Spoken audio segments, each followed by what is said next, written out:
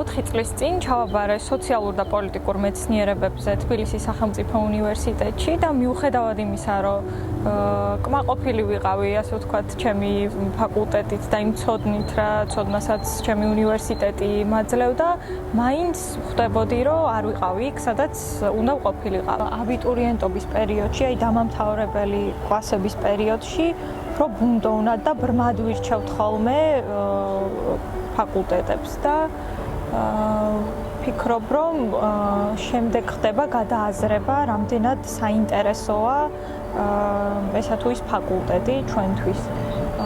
ზოგადად უბრალოდ შეუძლებელია ადამიანმა შორიდან აღიქვას რაიმე რეალობა. ამიტომ, როდესაც ახლოს მივდივართ ამ ყველაფერთან, ხედავთ, რომ არ ყოფილა ის, რაც წარმოგვედგინა. სწორედ ეს არის დღევანდელი სტუდენტებისთვის, ალბათ ახალგაზრდებისთვის ყველაზე დიდი გამოწვევა.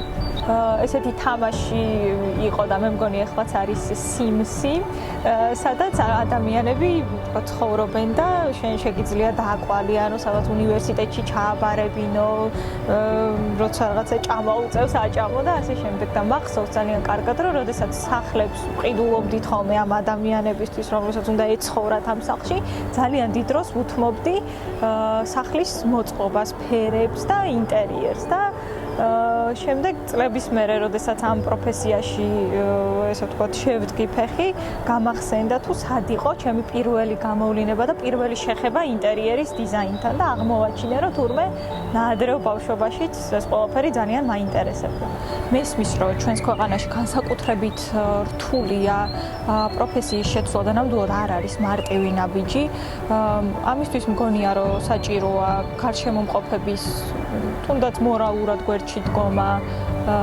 ალბათ შეიძლება ეს რაღაც ფინანსებთანაც იყოს დაკავშირებული და ასოცირებული, თუმცა ჩემი გამოცდილებიდან გამომდინარე, ვფიქრობ, რომ არც ძალისხმევა, არც დრო და არც ენერგია არ უნდა დაზოგოს ადამიანმა, როდესაც საქმე საკუთარი თავის აღმოჩენას ეხება პროფესიულ ჭრილში.